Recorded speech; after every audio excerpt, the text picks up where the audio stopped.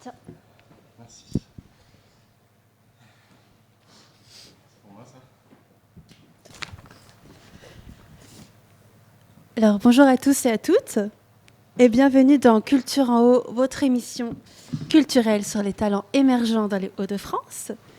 Aujourd'hui nous sommes dans la Comédie de Picardie, on a pu voir le parvis de la Comédie de Picardie et là nous sommes dans le bar en compagnie d'Alexis Debry qui vient de nous faire une jolie performance. Bonjour Alexis. Hop, comme ça. J'ai du mal à enlever ça. Voilà, c'est bon, on peut y aller. On peut y aller. Alors, eh bien, parle-nous déjà un peu du numéro que tu viens de faire. Ok, le numéro que je viens de faire il s'appelle le Mécano. Mhm. C'est un numéro d'équilibre sur Cannes. C'est un numéro que j'ai créé en fait en prenant un personnage. En fait, à la base des bases, c'est mon papa en fait qui refait des voitures anciennes, des 2 chevaux surtout. Et j'ai repris son personnage à la base pour créer un numéro en fait pour des écoles supérieures, pour présenter des écoles. Et en fait, au final, je l'aime vraiment bien ce numéro. Et en fait, j'ai envie de créer une forme avec ça, autour de la voiture, autour de la portière, autour de tout ça. Voilà. Ok. Et donc, comment tu as commencé le cirque? Comment t'en es venu à faire ça? Ça fait du coup 3 ans. Ça fait pas longtemps en fait que je fais du cirque. Ça fait 3 ans que je fais du cirque. Moi, en fait, j'ai été gymnaste étant plus jeune. J'ai fait beaucoup de gymnastique en compétition. Mhm. Après, j'ai arrêté vers l'âge de 13-14 ans, un peu avant peut-être. Et j'ai fait ma vie d'étudiant. J'étais au lycée. J'ai ensuite été réorienté. J'ai fait un bac professionnel commerce. À la suite de ça, je suis allé en BTS NRC. C'est négociation relations clients. Voilà, je cherchais à faire des alternances, etc. C'est un peu compliqué. Donc voilà. Et puis un jour, j'ai rencontré en fait des artistes de cirque et des personnes en formation. Et je me suis aperçu en fait qu'il y avait en fait vraiment moyen de faire quelque chose là-dedans, c'est-à-dire qu'il y avait de la formation, il y avait des endroits, j'entendais plein de personnes parler de ça. Ça m'intéressait énormément, du fait que j'aimais l'acrobatie. Mhm. Et je me suis dit, j'ai décidé d'arrêter mon BTS pour me consacrer au cirque. Donc j'ai arrêté mon BTS pour m'entraîner, pour passer les sélections à Amiens. Mhm. Et j'ai été pris en préparation pour 2 ans. Je suis sorti de mes 2 ans de prépa l'année dernière. Et voilà. Et t'avais quel âge du coup quand t'as décidé de commencer le cirque de manière plus professionnelle? J'avais du coup 19 ans. Pourquoi l'équilibre? Alors, moi, de base, j'étais rentré en tant qu'acrobate Mhm. dans l'école à Amiens. Mais j'ai un petit peu mal à la hanche. En fait, j'ai eu un accident de scooter il y a longtemps qui fait que, en termes d'acrobatie pure et dure, je peux pas vraiment évoluer. En tout cas, je risque de me faire mal. Donc, j'ai choisi la spécialité équilibre parce qu'en fait, c'est une spécialité où on est sur ses mains, où vraiment il n'y a pas de choc. Et en fait, voilà, c'est surtout pour ça que j'ai choisi l'équilibre. Et parce qu'en plus de ça, j'aime bien ça. Et justement, les figures d'équilibre, elles sont écrites. En général, elles sont chorégraphiées, elles existent déjà. Oui. Comment toi, tu as abordé ton travail pour qu'elles soient tiennes? Alors, du coup, en équilibre, en fait, on peut travailler au sol, on peut travailler sur des cannes, on peut travailler sur différents modules. Il y a bien sûr la technique qui existe aujourd'hui, voilà. Moi, du coup, je m'approprie la technique qui existe, c'est-à-dire que j'ai des profs, je regarde des vidéos, etc. Et j'essaye avec la technique qui existe de raconter quelque chose, en fait. C'est-à-dire comme vous l'avez vu, de pas seulement faire de la technique pure et dure. Ça serait du cirque traditionnel, sinon.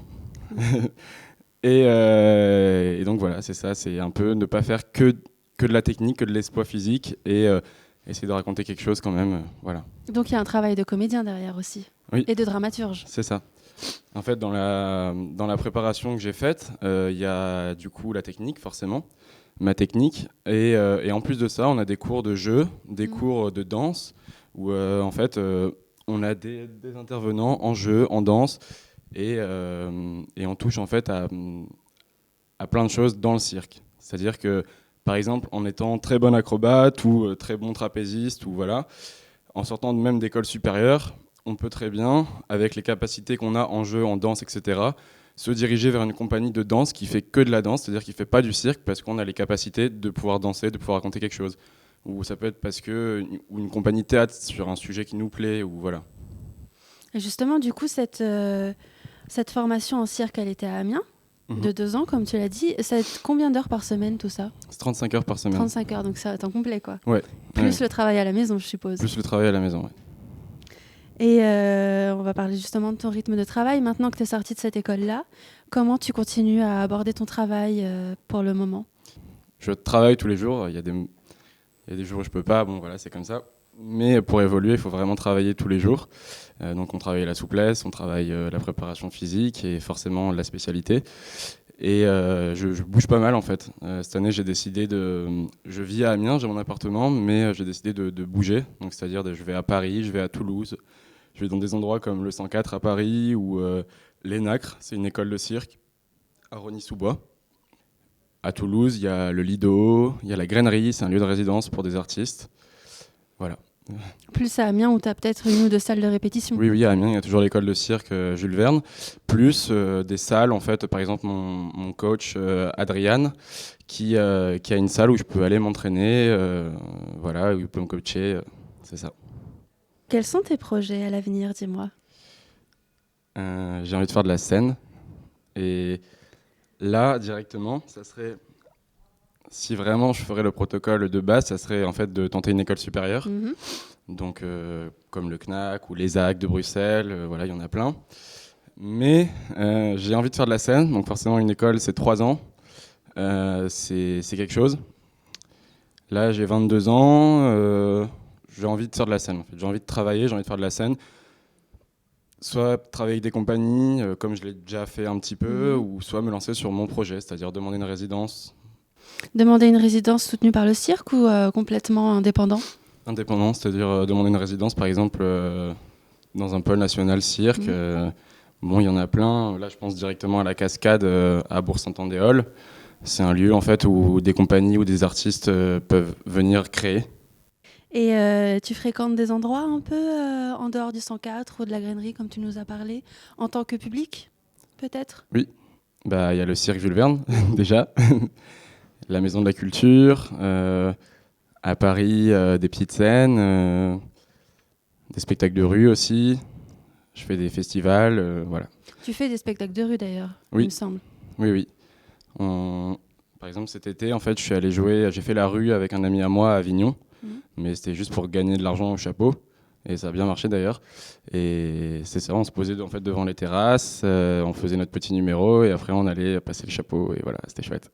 Et justement, est-ce que tu n'as pas un projet à Avignon aussi qui serait peut-être d'actualité ? Oui, justement, en fait, l'année dernière avec ma promotion, on a créé un spectacle qui s'appelle Ce qui nous lie avec un metteur en scène qui s'appelle Clément Victor. Et en fait, ça s'est très très bien passé avec ce metteur en scène et lui a vraiment aimé travailler avec nous et donc maintenant a envie de nous refaire jouer spectacle. Donc oui, on va aller faire Avignon à la fin de l'année pendant 1 mois et on va jouer Ce qui nous lie pendant 1 mois sous chapiteau et on va partager le chapiteau avec d'autres compagnies et donc du coup c'est un gros projet, ça vraiment c'est quelque chose de chouette.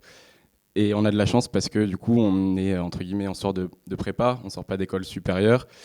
Du coup c'est une belle opportunité en fait. Voilà.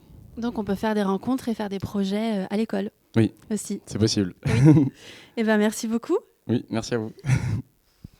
Et merci à tous d'avoir suivi cette émission. Merci à Alexis Desbris que vous pourrez donc suivre à l'avenir, peut-être dans la rue à Amiens ou dans les Hauts-de-France. Et à très vite.